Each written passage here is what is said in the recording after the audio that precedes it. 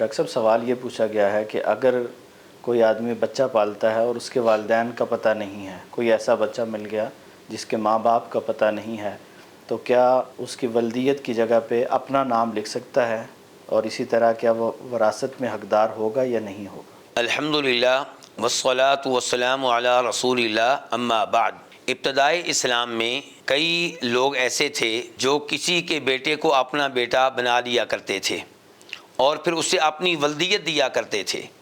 اور پھر وہ بچہ ان کا وارث بھی بنا کرتا تھا، لیکن اللہ رب العزت نے اس پہ پابندی لگا دی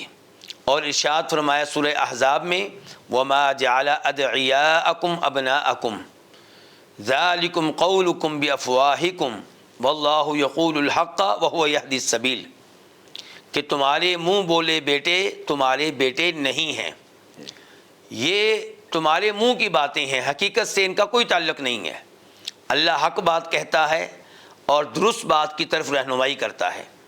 چنانچہ اس پہ پابندی لگا دی گئی اور اس پابندی کے نتیجے میں صحابہ کرام نے جناب زید بن حارثہ کو دوبارہ سے زید بن حارثہ کہنا شروع کر دیا، حالانکہ وہ پہلے زید بن محمد کہتے تھے صلی اللہ علیہ وسلم، کیونکہ نبی علیہ السلام نے جناب زید کو اپنا منہ بولا بیٹا قرار دیا تھا اور صحابہ کرام نے آپ کے اس فیصلے کا اتنا احترام کیا کہ وہ ان کو زید بن محمد کہتے تھے، لیکن جب اللہ کا یہ حکم نازل ہوا تو دوبارہ سے انہیں زید بن حارثہ کہنے لگے۔ لیکن سوال میں یہ پوچھا گیا ہے کہ اگر اس بچے کی حقیقی ولدیت معلوم نہ ہو، حقیقی والد کے بارے میں علم نہ ہو، تو پھر کیا کیا جائے؟ تو اللہ رب العزت نے اس بارے میں بھی رہنمائی کی ہے اس کے بعد والی آیت میں، فرمایا ادعوہم لآبائہم هو اقسط عند اللہ فإن لم تعلموا آباءہم فإخوانکم فی الدین وموالیکم۔ تو اللہ رب العزت نے اس آیت میں وعدے کیا کہ وہ بچہ جس کا حقیقی والد معلوم نہیں ہے اسے کیسے بلایا جائے؟ اپنا بھائی کہہ کر بلایا جائے کہ میرے بھائی میری بات سنو، اور یہ کہہ کر بلایا جائے کہ میرے دوست میری بات سنو، اسے اپنا دوست قرار دیا جائے، اپنے بھائی قرار دیا جائے،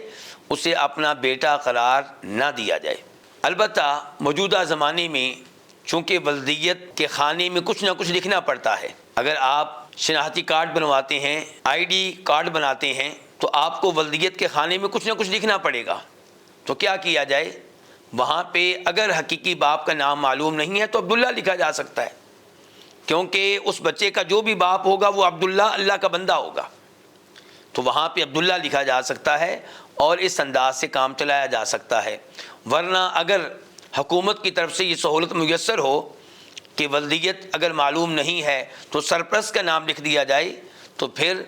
آپ کا نام بطور سرپرست وہاں پہ لکھا جا سکتا ہے، بطور باپ نہیں۔ اور جہاں تک تعلق ہے سوال کے اس حصے کا کہ کیا ایسے بچے کو وارث بنایا جا سکتا ہے، تو گزارش یہ ہے کہ ایسا بچہ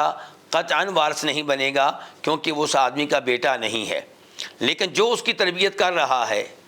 جو اسے اپنے گھر میں رکھے ہوئے ہے، وہ اسے گفٹ کے طور پہ، ہدیہ کے طور پہ اپنے مال میں سے کچھ چیز دے سکتا ہے، کوئی شاپ اس کے نام پہ لگوا سکتا ہے، کوئی گھر اس کے نام پہ لگوا سکتا ہے، کوئی گاڑی اس کو ہدیہ کے طور پہ دے سکتا ہے، لیکن اس کے مرنے کے بعد،